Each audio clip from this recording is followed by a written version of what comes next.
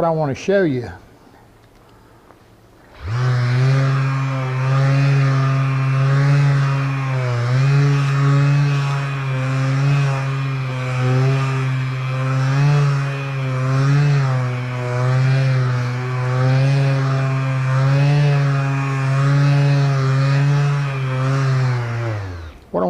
here is that when I back the sheen down, when you get through rubbing it, because of that cloudy, hazy look that just the general rubbing of it causes, before you commit to going higher, what you want, that's where you want to come back and you want to finish it out.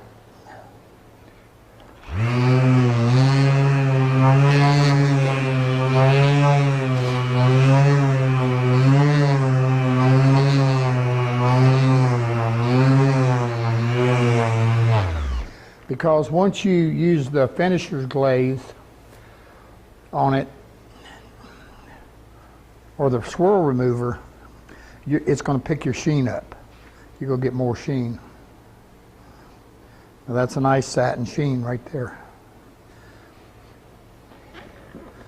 Now it's because you're looking across it, you're still seeing a detail, but I could have probably rubbed a little bit more.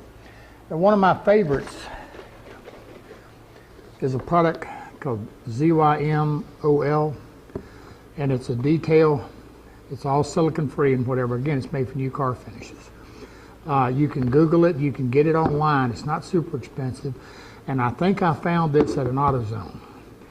Now, the swirl remover, the perfected or superfine compound, you know, you go marching yourself into the auto body supply and you tell them that you want to get some swirl remover and some glaze, they're not going to think you're nuts. They're going to know exactly what you're talking about. That's what they use. When you, again, and you know, to get the fine silicon carbide sandpapers and whatever like that, if you don't have a source, again, the auto body supply.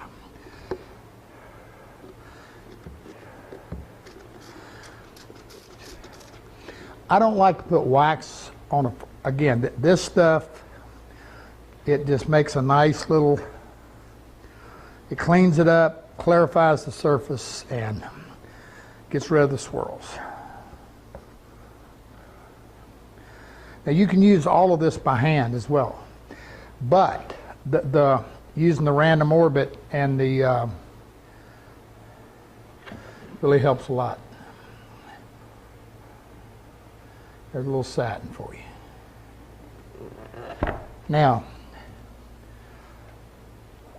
again, cutting to the chase. Like I said, I know Woodcraft carries the Abralon in various grits and whatever like that, and a lot of stores do. I know guys have gotten them on eBay. Not doing a commercial, have no involvement. These guys, and you're going to have to forgive the fancy sign here, it's bowlingbeat.com. Now he carries the Abralon and the Merca. I mean the Abralon and the Sea Air. Sometimes you have a problem finding the 3000 in the Merca, Abralon, but he has it in the Sea Air and it does just fine. He also carries the lamb's wool bonnets. And again, all they are is just, these are made by Merca as well. They're just a lamb's wool with Velcro. So they work on your hook and loop random orbit sander. The neat thing about the pads is you can also wash them out, as well as the lamb's wool bonnets.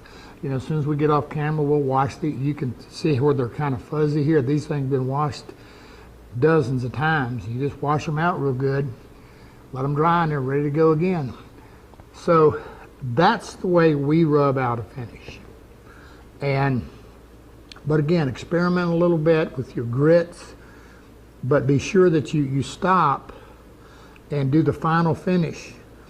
Like I said, the cornstarch, it's a nice way just to get, you know, if you've rubbed to a 2000 grit or whatever, take a little cornstarch and run over it and just see where you're at. The wax thing, I like a finish to at least have 30 days on it, if not longer, before I put wax on it. But I'm gonna tell you now, this thing feels just like silk. So, you know, unless you got a reason for waxing, I don't know why you need to. Whew. I don't want to look at me. All right, that's rubbing out a finish. It's not difficult. Again, the edges, just hand do them. Now these edges on this is super rough because this is just that old MDF. We didn't do nothing. We just hand rub them, take a little finisher's glaze or swirl remover, white polish them, you got it. So there you go, how to rub them out.